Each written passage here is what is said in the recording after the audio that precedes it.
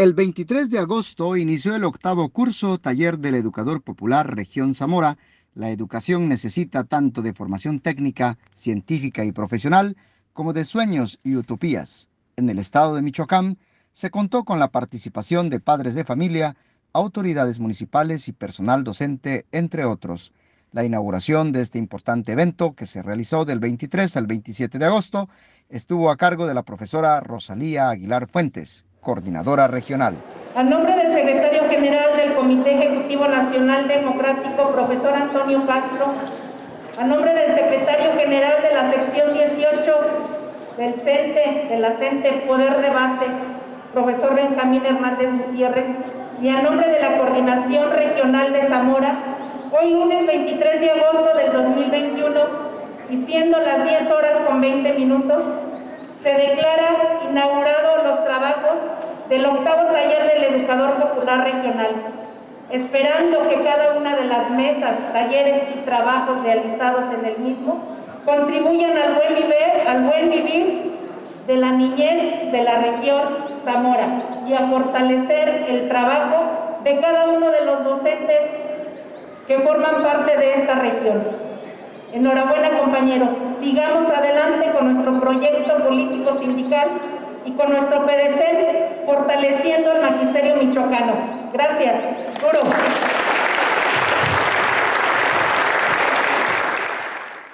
Por su parte, el profesor Antonio Castro López, secretario general del Comité Ejecutivo Nacional Democrático del CENTE en Lucha, participó en el octavo curso taller del Educador Popular Región Zamora con una ponencia. Compañeros de esta combativa región Zamora, pues primeramente agradecerles la invitación. Para mí es un gusto estar nuevamente aquí en esta región donde se han hecho historia, eventos que han trascendido a nuestro movimiento magisterial de bases. Quiero agradecer a la maestra Rosalía, nueva coordinadora de esta región, al maestro Pedrito también, a la compañera Chef, a la maestra Yanira, a todos ustedes por esta invitación. La política es donde se concretizan básicamente todos los pensamientos. Y obviamente esta está basada en grandes preceptos y principios que a través de la historia de la humanidad están sustentados filosóficamente. Para hacer un análisis de un contexto tenemos que revisar la correlación de fuerzas. Y desde hace siglos ha prevalecido la dominación del hombre sobre el hombre, ¿sí? Entonces, esta correlación tiene que ser entre dominadores y dominados. Que a través de las diferentes épocas de la humanidad, esto se ha traducido en explotadores, explotados, o entre la oligarquía y los trabajadores. Entonces tenemos que ver cómo están estas fuerzas y obviamente la tenemos que hacer cómo está quien tiene la hegemonía no solamente a nivel nacional, sino a nivel mundial, y los trabajadores, específicamente nuestro movimiento, cómo estamos en el escenario. Lo primero que sí tenemos que mencionar es que el actual momento que estamos viviendo no tiene 40 años, tiene cerca ya de 400 años o más. Enrique Dussel marca el inicio de esta época capitalista con el descubrimiento de América, y básicamente son 500 años más 29, son 529 años aproximadamente, ¿sí? Y esta época se le ha llamado también la modernidad. La modernidad. Por eso la filosofía del posmodernismo, que pretendía superarla para llegar a un neoesclavismo. Eso es lo que estamos viviendo. Quien marca el inicio del capitalismo es la Revolución Inglesa, ¿sí? Y el momento que marca la caída del feudalismo, según los analistas, son los tratados de Westfalia, tengo la fecha, es allá por 1648, y es también la Revolución Burguesa de Inglaterra.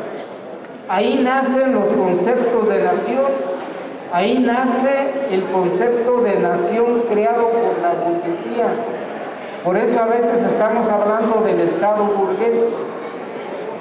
Todas las naciones prácticamente dependen de esta filosofía nacida en esta época, y obviamente también la producción de bienes materiales, que es el capitalismo, ¿sí? ¿Cómo se encuentra el capitalismo en este momento?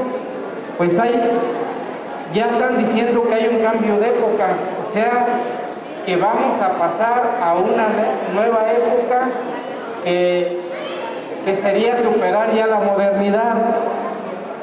Y también hay una crisis de hegemonías, es decir, quien encabeza el capitalismo, que es Estados Unidos, está en un proceso de decadencia, ¿sí? Y también hay una crisis del capital, es decir, que la manera en que se producen los bienes materiales que consumimos, hay un exceso de producción, hay un exceso de consumo, y el planeta ya no alcanza para producir la manera en que estamos consumiendo de manera excesiva, ¿sí? Todo lo que está sucediendo de torrenciales de lluvias, de incendios, inundaciones, es debido al cambio climático, es debido a la sobreproducción, es debido particularmente a dos cosas: la explotación del hombre por el hombre y la explotación excesiva de la naturaleza. Entonces, algunos estudiosos nos han indicado que esta época pues prácticamente se ha dedicado a la destrucción de los estados-nación, ¿sí? Es decir, ya el neoliberalismo se pretendía establecer las leyes del mercado y desarticular los estados-nación. El objetivo era que una élite llamada el aparato mediático, militar, financiero, económico, tecnológico, es decir, un pequeño grupo de élites a nivel mundial, posicionarse, ¿sí? Y dominar el mundo.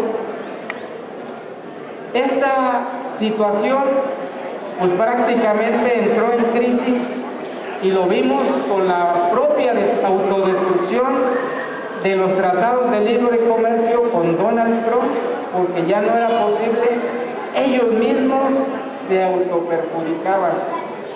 Y también la autodestrucción de la Comunidad Económica Europea con la salida de Inglaterra de esta misma en el 2017, que se llamó Brexit.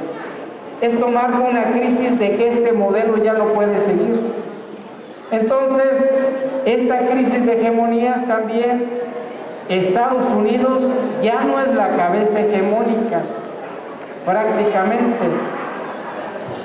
La arquitectura política, económica, social derivada de la Segunda Guerra Mundial ya está dejando de existir con la cabeza de Estados Unidos. China se ha puesto por encima. Se pensaba que China iba a encabezar el mundo por allá como en el 2030, pero en el 2017-2014 empezó a superar a Estados Unidos y prácticamente no hay manera de detenerla, ¿sí? Entonces, ¿qué está sucediendo?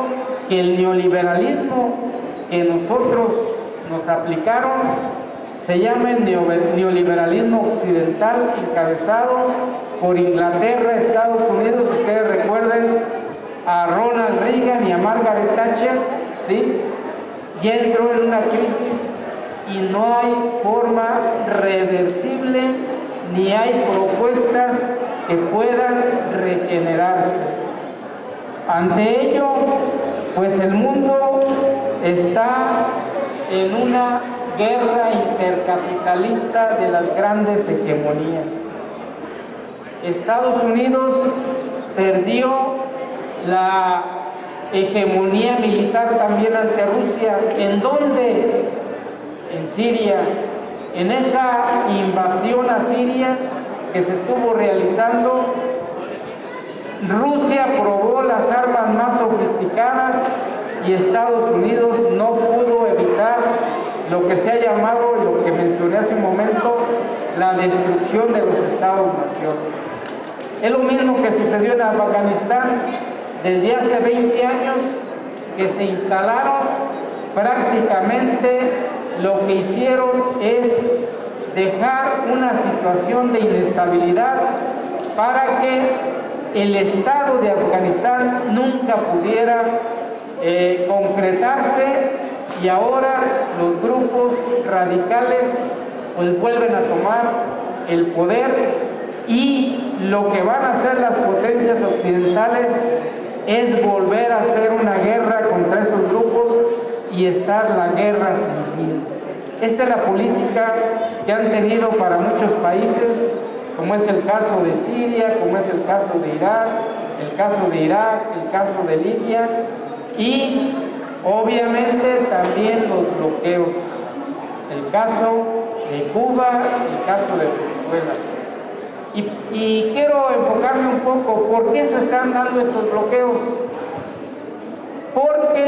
Y las sanciones, porque los países, las naciones que se estén rebelando a este sistema con movimientos, propuestas más avanzadas, serán sancionados hasta la inanición o hasta la destrucción.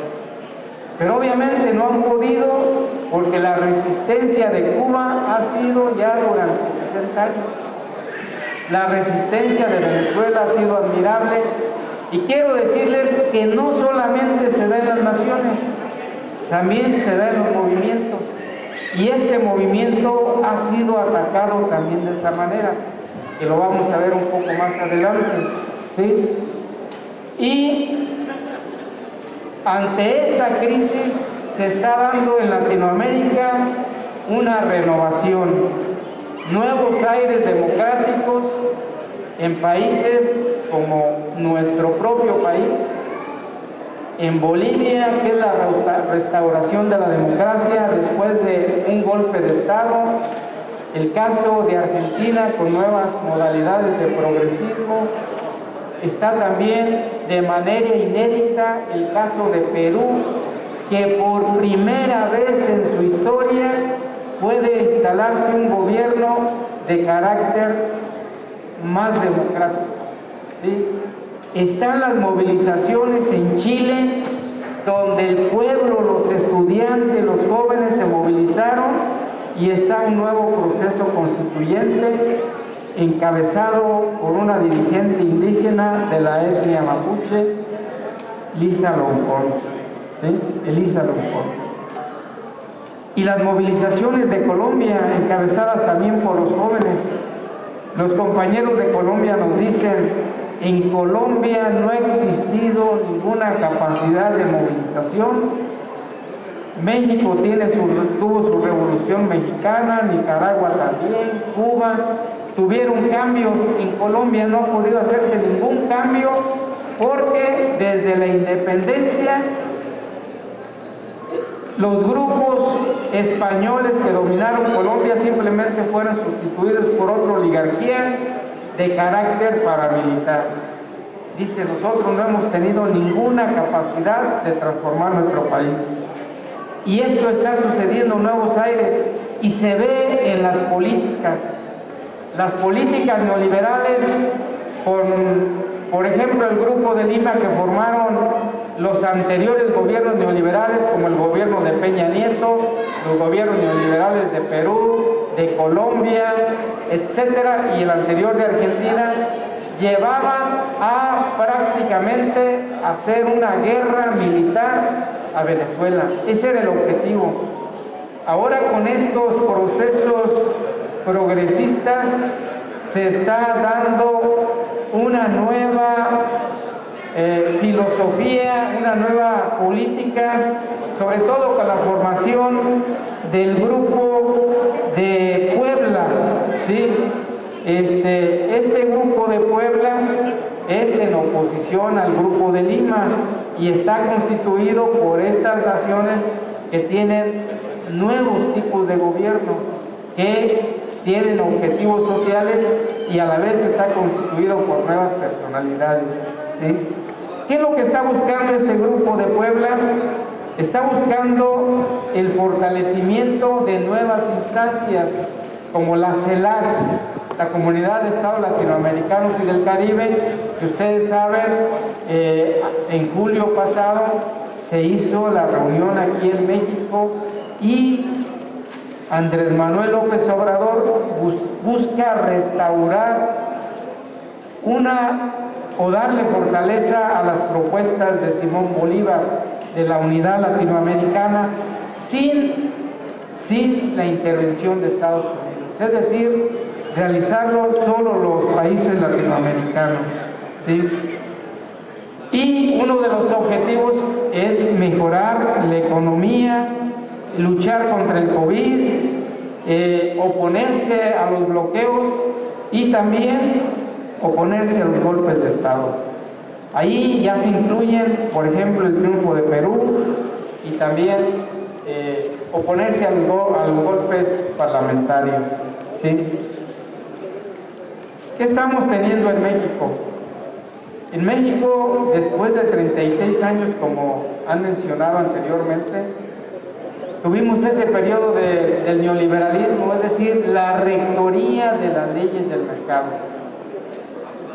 Sí tenemos que estar claros de que la cuarta transformación en una primera instancia, busca restaurar lo que perdimos del Estado bienestarista. Busca restaurar los avances de la Revolución Mexicana, plasmados principalmente en los 3 artículos de carácter social, como son el 3º, el 27 y el 123, que tienen que ver con la educación, el 27 con los recursos naturales y el 123 con los trabajadores. Y sí tenemos que decir, y obviamente este proyecto de la nación mexicana sigue siendo ese que se formó desde la revolución burguesa de Inglaterra, ese mismo concepto de nación, pero con justicia social. ¿Qué cambio tenemos que hacer? Lo que decía Carlos Marx, decía que los filósofos no deben solamente interpretar el mundo, sino transformarlo, ¿sí? Y ahí está la esencia también de nuestro proyecto político sindical, la transformación. Pero también decía, ¿quién va a hacer la transformación? Solamente los trabajadores. Y en aquel momento proponía que los trabajadores de las fábricas eran los que posiblemente en ese momento los más organizados, los que tenían una capacidad técnica, los que podían tener una capacidad tecnológica y ellos podían ser, en aquel momento eso la propuso. Pero en sí lo que plantea es que los mismos trabajadores somos los que nos debemos emancipar, ¿sí? Y ante ello, lo que estamos planteando nosotros planteando es que nosotros tenemos una ruta, ¿sí? Y esta ruta es precisamente el proyecto político sindical, ¿sí? ¿Cómo está nuestro proyecto político sindical? Nosotros decimos, y revisado históricamente, es que este proyecto siempre ha estado bajo ataques de todos los niveles, pero a pesar de ello, el proyecto sigue caminando con mucha fuerza, ¿sí? Con mucha fuerza. Y este proyecto es un proyecto dialéctico, ¿sí? Las 6 tareas que nos acaban de recordar nuestros compañeros y que todos las conocemos, ahí está plasmado el método dialéctico. Incluso en la misma frase de Francisco Javier Acuña está plasmado el método dialéctico. El método dialéctico está plasmado en nuestro programa alternativo de educación y cultura, PEDECEM para Michoacán, PANAEC para a nivel nacional, ¿sí? Está plasmado en cada una de las disciplinas, está plasmado el método dialéctico. ¿Qué nos dice el método dialéctico? ¿Sí? Nos dice que tenemos que hacer 3 cosas. 1, el conocimiento de la realidad objetiva. Objetiva significa verdadera. O sea que tenemos que conocer el universo de manera verdadera con los métodos de las ciencias, con el método científico. Otro punto que nos dice es que tenemos que tener procesos cognitivos correctos para hacer nuestras valoraciones, ¿sí? Nuestros juicios y nuestro concepto. Y finalmente que tenemos que hacer la transformación revolucionaria. Pero nosotros le hemos puesto otra palabra, la transformación de la realidad. Y los que llevan el método, ¿sí? Ellos han visto como otras palabras que es lo mismo. Han visto que el método es lo concreto, lo abstracto y volvemos a lo concreto. Lo concreto es lo palpable, lo que vemos, lo que tenemos, el árbol, el universo, los fenómenos. Lo abstracto es el pensamiento, la abstracción. Y cuando ya conjuntamos estas partes, volvemos otra vez a lo real para transformar. Incluso nuestras asambleas tienen el método dialéctico. ¿Qué estamos haciendo en nuestras asambleas? Información, balance, tareas. Información, conocimiento de la realidad. Balance, establecimiento de valoraciones de esa realidad que estamos viviendo. Y tareas es el acto concreto de qué vamos a hacer, ¿sí? Entonces, todas nuestras actividades tienen un carácter dialéctico. Cuando Acuña dice que la democracia no es algo que se conquista, mucho menos se arrebata, es un ejercicio permanente en que nos vamos proponiendo nuevas metas en un proceso ininterrumpido en la lucha por construir la unidad de los trabajadores y el pueblo. Es decir, el ejercicio permanente se va hasta el proceso de la transformación y lo maneja como es la dialéctica. Todo está en movimiento, proceso ininterrumpido, ¿sí? En la lucha por construir. Pero sobre todo, él manifiesta que se debe hacer en el momento presente.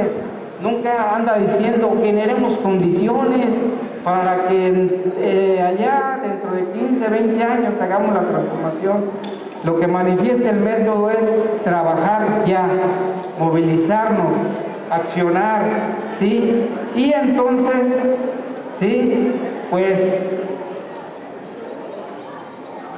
el planteamiento original del proyecto político sindical plantearon varios objetivos. plantearon que estaba pensado en que llegue a la sociedad, o sea, que llegue al pueblo, que llegue a las comunidades. Se planteó que no solamente estaríamos en lo gremial, sino superar lo gremial y pasar a lo social.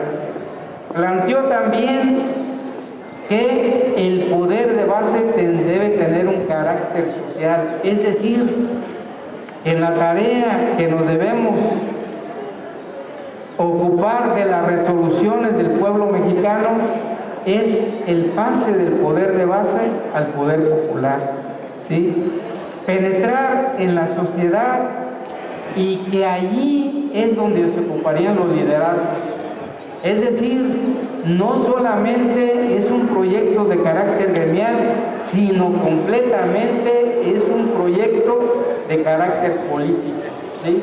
Por eso luego algunos compañeros tienen la idea de que el esquema es gremial. ¿Y por qué decimos que es dialéctico? ¿En dónde está plasmado el conocer? Está plasmado en que la construcción del proyecto alternativo de educación y cultura, ahí nos encargaríamos de tener todo el cuerpo del conocimiento para llevarlo a la sociedad. Ahí está el conocimiento de la realidad, ¿sí? Y con el poder de base estaríamos masificando este conocimiento hacia el pueblo, hacia la juventud, hacia la niñez, para transformarlo. Toda acción que se masifica se convierte ya en un poder popular, ¿sí?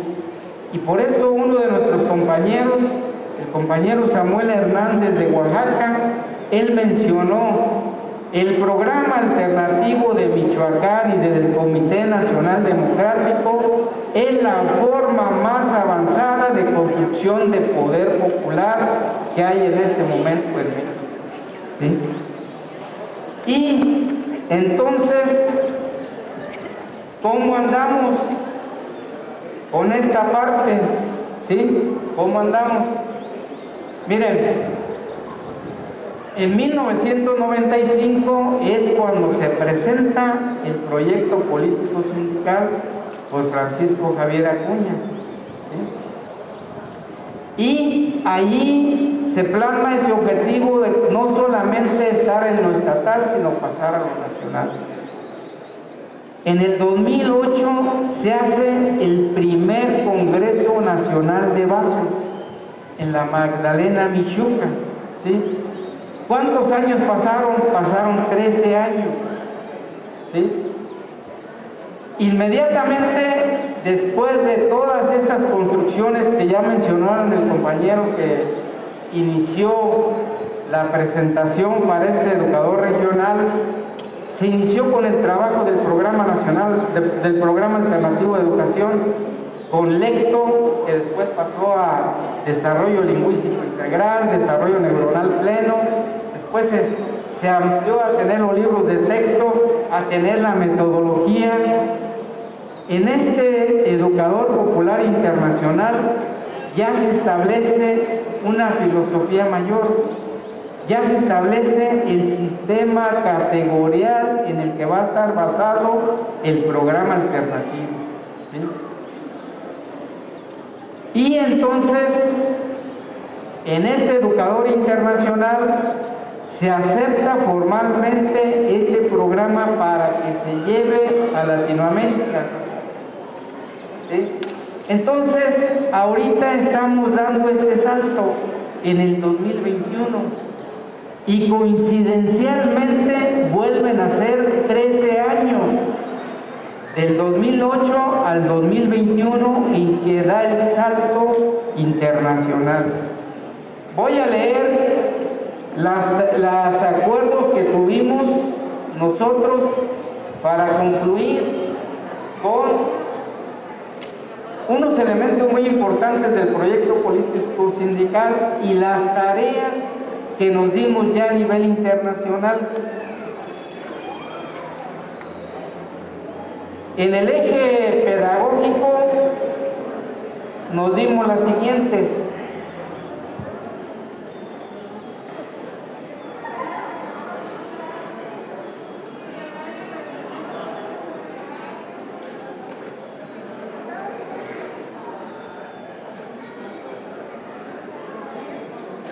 dice: es necesario un mayor protagonismo de nuestras organizaciones sindicales en la construcción de iniciativas en el campo pedagógico, educativo y la defensa de los derechos de los trabajadores, la creación de programas curriculares alternativos en Latinoamérica por las organizaciones sociales, materiales de formación, la creación de escuelas populares y escuelas integrales son una muestra de esta propuesta, tal como lo evidencian las experiencias llevadas a cabo por sindicatos docentes con bases territoriales como el CENTE en Lucha en México, la CTA, la Central de Trabajadores de Argentina, y ASOINCA de Colombia. Estas tres organizaciones vamos a encabezar un proceso latinoamericano, y dice: con el Programa Nacional Alternativo de Educación y Cultura y la sistematización de experiencias latinoamericanas de educación popular. Son propuestas de carácter integral, humanista, democrático, científico. Es el esbozo de la nueva sociedad que queremos, la nueva economía solidaria, la nueva cultura de vanguardia con bases ancestrales, el nuevo poder social democrático, participativo, protagónico, con buen gobierno. Y también habla de las cartillas didácticas que estuvimos realizando. Y a nivel sindical, ya los trabajos que vamos a coordinarnos a nivel latinoamericano son construir un proyecto político, sindical y social de carácter latinoamericano que tenga como primera condición reconocernos en la diversidad y ubicar lo que nos une en lo económico, social, cultural y educativo, pero también en lo económico e histórico. Conjuntar los esfuerzos para impulsar una organización magisterial democrática a nivel latinoamericano. Establecer la ruta para integrar un esfuerzo latinoamericano y conformar una unión de pueblos latinoamericanos. Mantener la firme exigencia, es el caso del compañero Sergio Jerónimo, de reinstalación, reintegración a empleo de las maestras y maestros cesados, despedidos, y que esto no solamente es en México, sino en Latinoamérica. En Latinoamérica se les llama exonerados a los despedidos. Y las organizaciones sindicales magisteriales deben ser democráticas, ¿sí?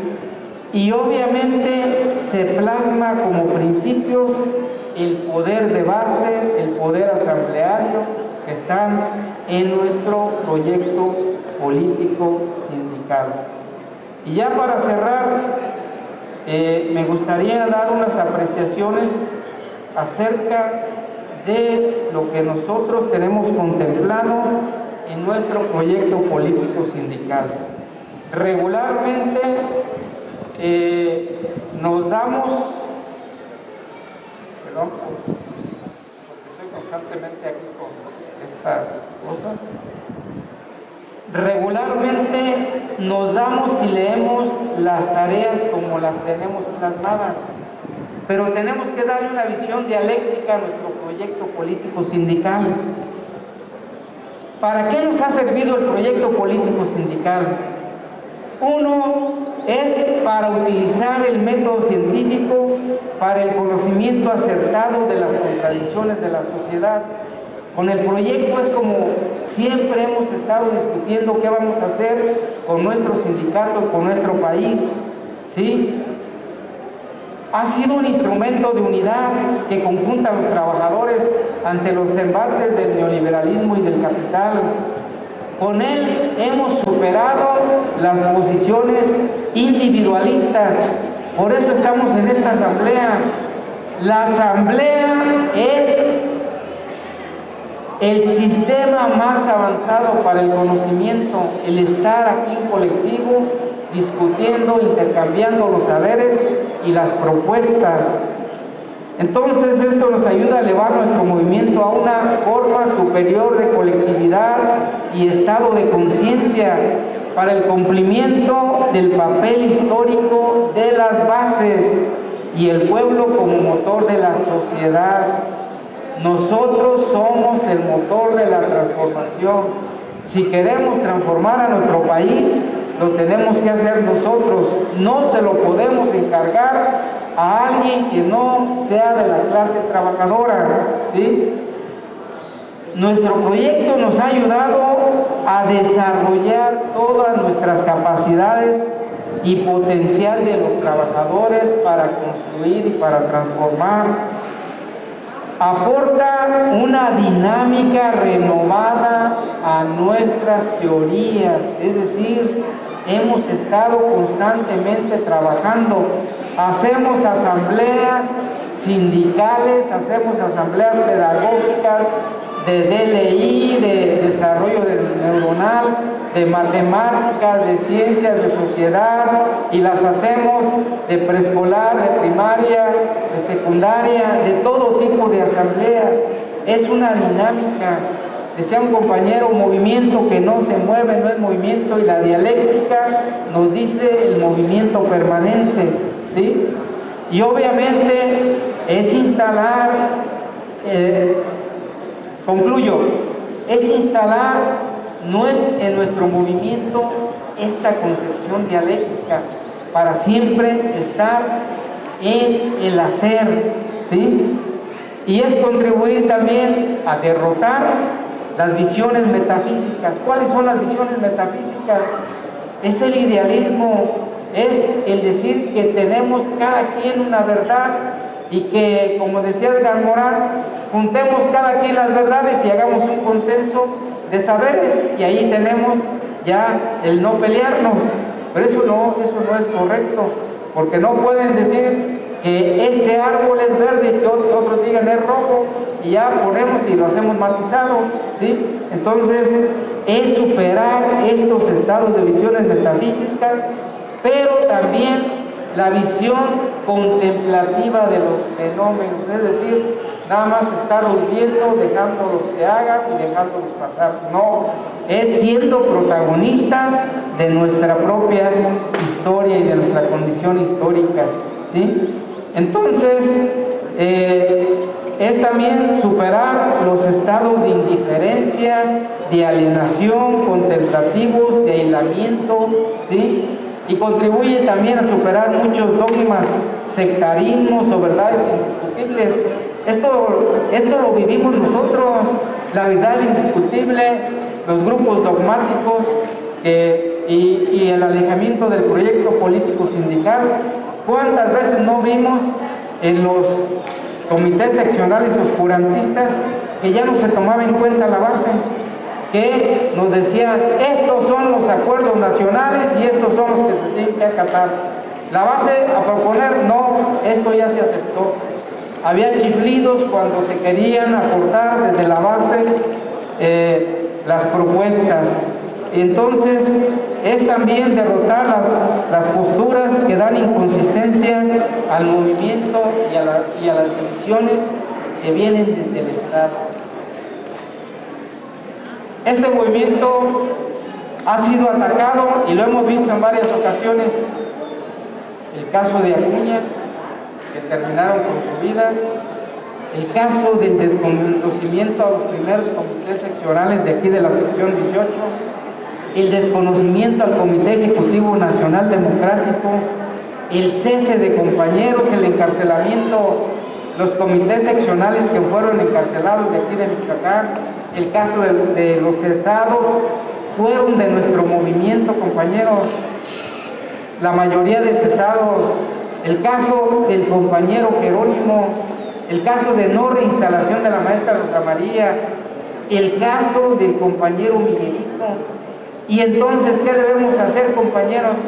Pues es la formación permanente, es tener la claridad suficiente de que nosotros tenemos un gran proyecto político sindical que puede y que es solución para nuestra organización sindical y también para el pueblo de México. Pues muchas gracias por su atención y una disculpa por el tiempo que me tomé. Gracias, maestro.